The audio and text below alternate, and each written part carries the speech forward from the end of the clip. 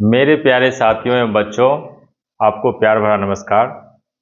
आज मैं आपको वर्ग 12th इतिहास विषय का जो दूसरा पार्ट है, राजा, किसान और नगर, उसके बारे में पढ़ेंगे।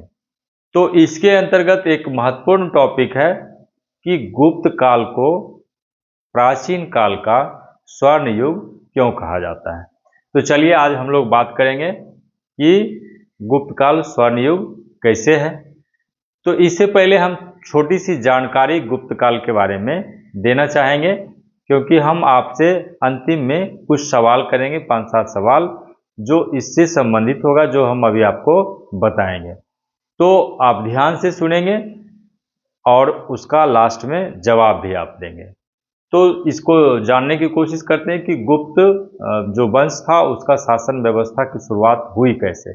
तो सबसे पहले कहा जाता है कि गुप्त जो वंश था उसकी स्थापना श्रीगुप्त ने की थी। तो गुप्त वंश की स्थापना श्रीगुप्त ने की थी।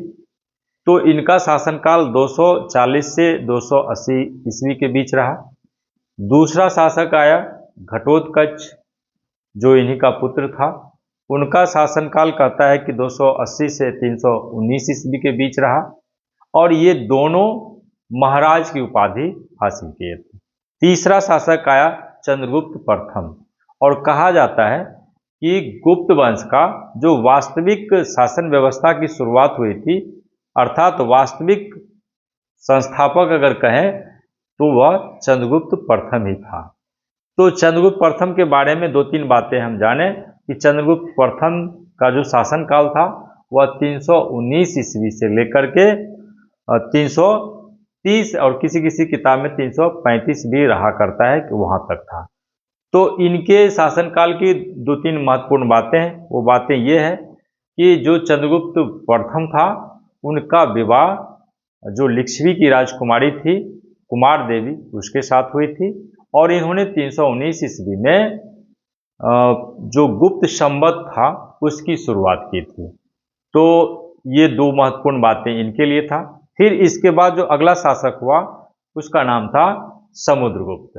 तो समुद्रगुप्त का जो शासनकाल था वह लगभग, अगर हम बात करें 330 से, तो 330 से लेकर के 380 के बीच में था।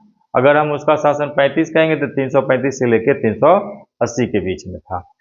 तो इनकी 2-3 उपलब्धियां ये थी कि एक हरिसेन था जिन्होंने प्रयाग प्रशस्ति अभिलेख इलाहाबाद का जो इन्होंने लिखा, उसमें इन्होंने बताया इनके सैनिक अभियान के बारे में, अर्थात समुद्रगुप्त के सैनिक अभियान के बारे में बताया कि उनकी सैनिक अभियान कैसा था। तो सैनिक अभियान के बारे में जो बताया गया, जो जानकारी दी गई, उन्हीं के आधार पर कहा जाता है कि समुद्रगुप्त को भारत का नेपोलियन।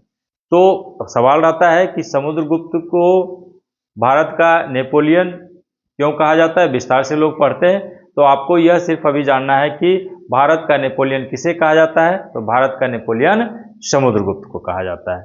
तो आगे हम देखते हैं, इनमें और भी बहुत बातें करेंगे बाद में, लेकिन आगे बढ़ते हैं। तो अगला जो शासक था उसका नाम था रामगुप्त। रामगुप्त के बारे में कहा जाता है कि वह एक अयोग्य शासक था। उनकी शासन व्यवस्थाएं बहुत नाम मात्र की थी, इसलिए इसमें पढ़ने लिखने में उतनी चर्चा नहीं की जाती है। उसके बाद एक महत्वपूर्ण शासक हुआ जिसका नाम था चंद्रगुप्त द्वितीय। तो चंद्रगुप्त द्वितीय के बारे में कहा जाता है कि उनका शासन 380 से 415 ईस्वी तक चला था, और जो महत्वपूर्ण 2-3 उपलब्धियां हैं वह उपलब्धियां यह थी कि इन्हें विक्रमादित्य की उपाधि दी गई थी जब ये शकों पर आक्रमण किया था। तो विक्रमादित्य की उपाधि दी गई। दूसरा इनकी महत्वपूर्ण जो सवाल परीक्षा में रहते हैं इनसे संबंधित, वह रहता है कि कालिदास किसके दरबार में रहा करते थे। तो वह चंद्रगुप्त द्वितीय के दरबार में ही रहा करते थे। तीसरा क्वेश्चन रहता है कि फाहियान किसके दरबार में आया था। चंद्रगुप्त के दरबार में, या चंद्रगुप्त, इसका दूसरा तरह का भी क्वेश्चन रहता है कि चंद्रगुप्त द्वितीय के दरबार में कौन आया था चीनी यात्री। तो वह था था यहाँ। तो इस तरह से ये इनके बारे में कुछ बातें हुई। और एक और महत्वपूर्ण बातें कहा जाता है कि जो दिल्ली के मेहरौली में एक अवस्थित है लौह स्तंभ, उसमें जो अभिलेख उत्कीर्ण है उसमें एक चंद्र शब्द का इस्तेमाल किया गया, और कहा जाता है कि वो जो चंद्र शब्द का इस्तेमाल किया गया वह इसी चंद्रगुप्त द्वितीय के लिए किया गया है। तो यह भी एक बहुत बड़ी बात है, और वह लोहे का बना हुआ है, और आज भी इतने दिनों के बाद भी आज भी वह वैसे ही सुरक्षित है, जबकि बाहर खुले में बना हुआ है, धूप पानी बरसात सब कुछ उसमें लगता है, लेकिन आज तक खराब नहीं हुआ है, उसमें जंग नहीं लगा है। तो इसके अलावे आगे हम देखते हैं कि इसका जो अगला शासक था हुआ था कुमारगुप्त प्रथम। तो कुमारगुप्त के बारे में कहा जाता है कि 415 से लेकर के 455 ईस्वी के बीच उनका शासन रहा, और कुमारगुप्त की विशेष एक उपलब्धि यह थी कि उन्होंने नालंदा विश्वविद्यालय की स्थापना की थी। इसके बाद स्कंदगुप्त का शासन आया। स्कंदगुप्त की एक महत्वपूर्ण बातें थी कि वो हुनों को पराजित किया था, लेकिन बाद में फिर वही हुन इस वंश को समाप्त करने में अपने योगदान दिया था।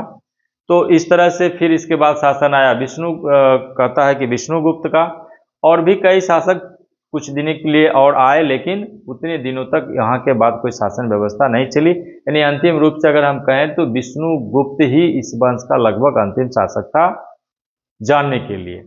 फिर ये व्यवस्थाएं थी, इसी बीच में इनका शासन व्यवस्था चला, लेकिन बहुत ही सुदृढ़ व्यवस्था चली।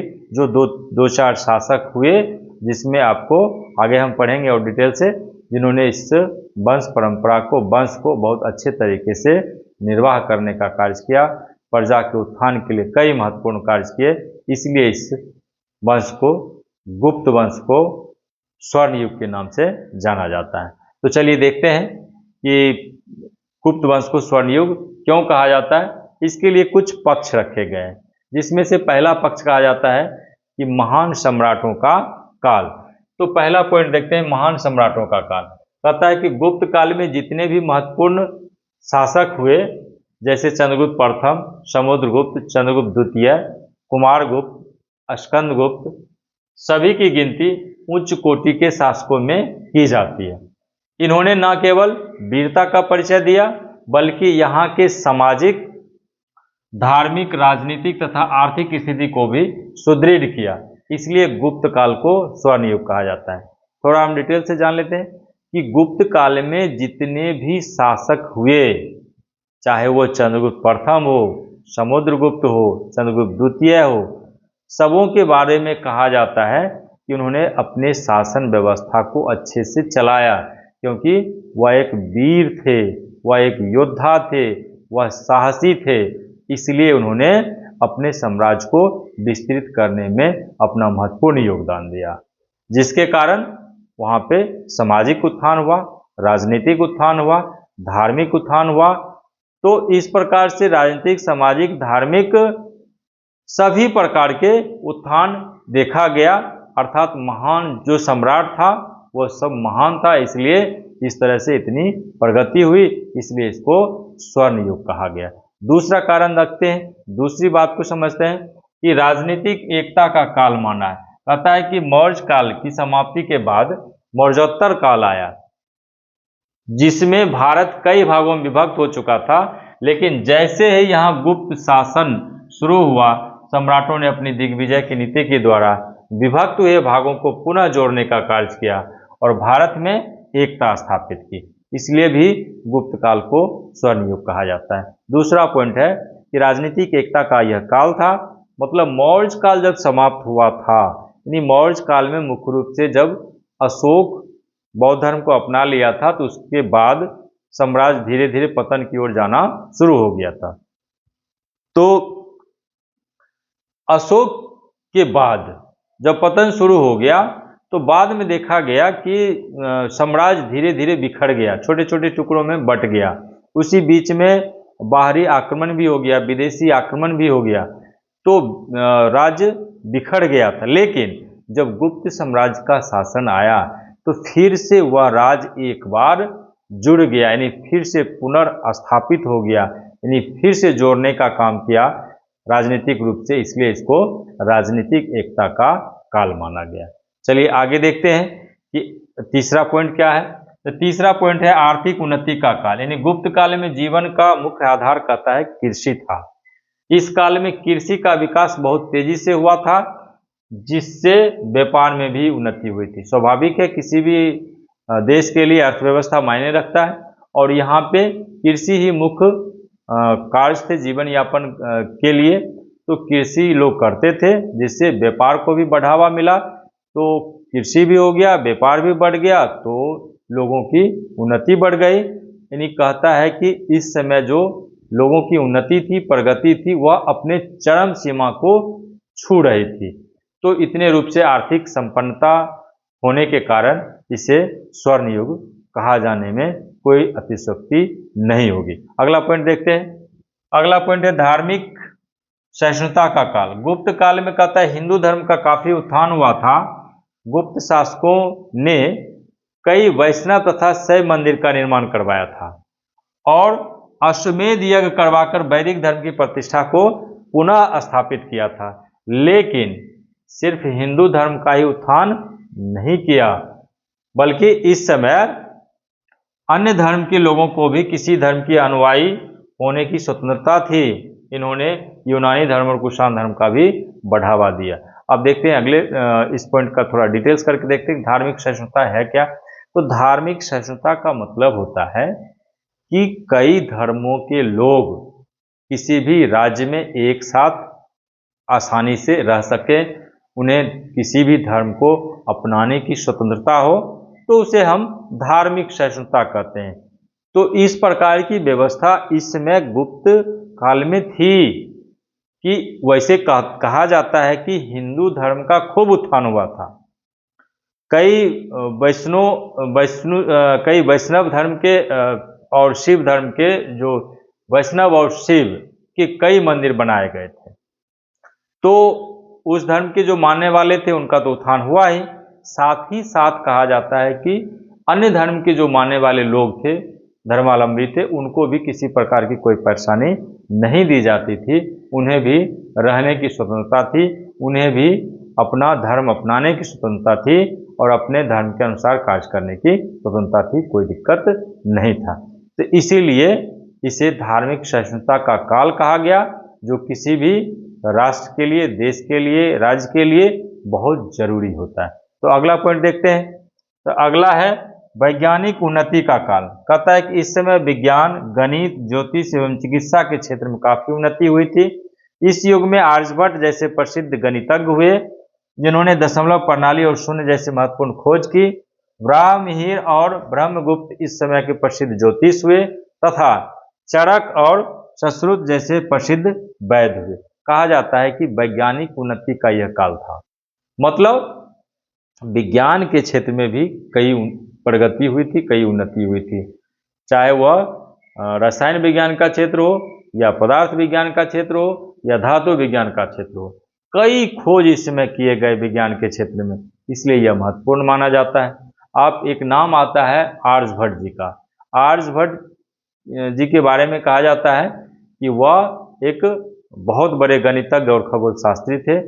उन्होंने सबसे पहले बताया था उस समय कि पृथ्वी अपनी धुरी पर घूमती है, और इसके साथ साथ उन्होंने दशमलव प्रणाली को विकसित किया था। साथ ही साथ उन्होंने शून्य की खोज की थी, जो उस समय के लिए, हमारे देश के लिए, पूरे विश्व के लिए एक अनोखी चीज थी, एक अनोखी खोज थी, और यह आर्यभट्ट ने किया था। तो इस प्रकार उस युग के, उस समय का यह खोज बहुत मायने रखता है। दूसरा कहा जाता है कि दो ब्राह्मणमिहिर और ब्रह्मगुप्त जैसे इस समय ही ज्योतिष भी हुआ करते थे, और चरक और सुश्रुत जैसे वैद्य हुआ करते थे। तो इतने दिग्गज लोगों का कह सकते हैं कि जुटाव यहाँ पे था, इस समय था, इसलिए यह निश्चित रूप से स्वर्ण काल कहने योग्य है, क्योंकि इस समय हर क्षेत्र में विकास हुआ था। अगला देखते हैं क्या है। तो कला की उन्नति का काल। कहता है गुप्त काल में वस्तु कला, मूर्ति निर्माण कला, शिल्प कला तथा संगीत कला के क्षेत्र में काफी उन्नति हुई।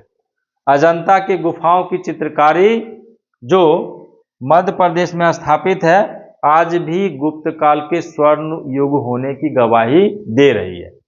तो हर क्षेत्र में विकास हुआ उस समय, इसीलिए तो इसे स्वर्ण युग कहा गया। तो एक क्षेत्र कहता है कला की उन्नति में भी उस समय विकास हुआ था। तो गुप्त काल में वास्तुकला का विकास हुआ। तो वास्तुकला का मतलब जो वस्तुओं द्वारा निर्मित की जाती थी, यानी वस्तु बनाने का काम कहें। दूसरा था मूर्तिकला, जो पत्थर, धातु या मिट्टी के द्वारा बनाया जाता था। तीसरा था शिल्प कला। शिल्प कला का मतलब है कि वह हाथों से या औजारों से उस समय सजावटी वस्तुओं के रूप में बनाया जाता था। और इसके अलावे संगीत कला के बारे में भी हम कह सकते हैं, जो संगीत कला है जिसमें ध्वनि और मौन का इस्तेमाल किया जाता है और जिससे गायन, वादन और नृत्य का काम होता है, तो ये कला भी उस समय काफ़ी विकसित थी। तो इस प्रकार से कई कलाओं का उस समय विकास हुआ था। एक और कहा जाता है कि गुप्त काल के समय में ही जो अजंता की गुफाओं में चित्रकारी थी, अजंता जो अभी वर्तमान समय में मध्य प्रदेश है, तो मध्य प्रदेश में अजंता की गुफाओं में चित्रकारी की गई। यह चित्रकारी या तो दीवारों पे की जाती है या छतों में की जाती है। तो वहाँ जो दीवारों और छतों पे चित्रकारी की गई है मध्य प्रदेश में जो अभी स्थापित है, वह आज भी देखने को मिलता है।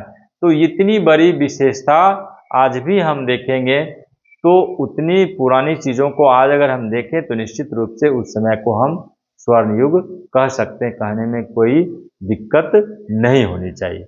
इसके अलावे एक पॉइंट और है कि भारतीय सभ्यता के प्रचार का काल। कहता है भारतीय सभ्यता, संस्कृति एवं साहित्य का प्रचार जावा, सुमात्रा, चंपा, वर्निया और कंबोडिया आदि द्वीपों में खूब हुआ था।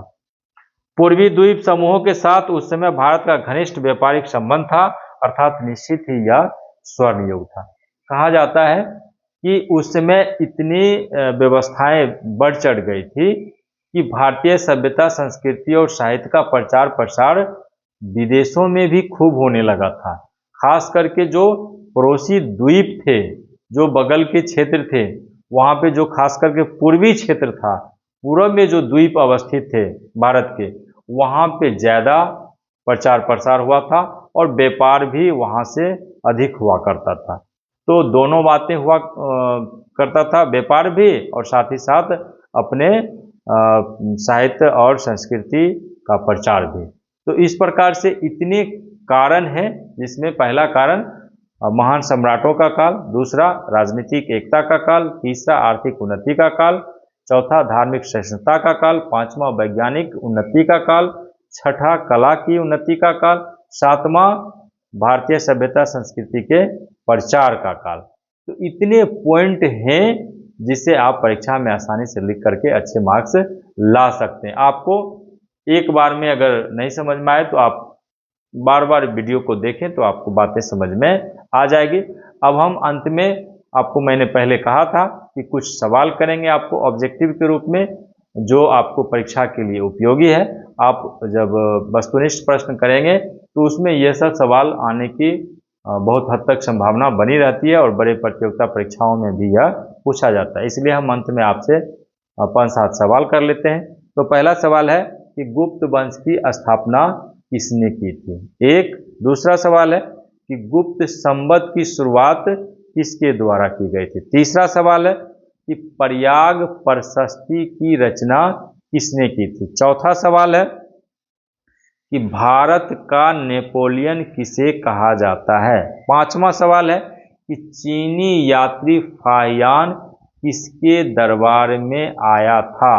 छठा सवाल है कि कालिदास किसके दरबारी कवि थे?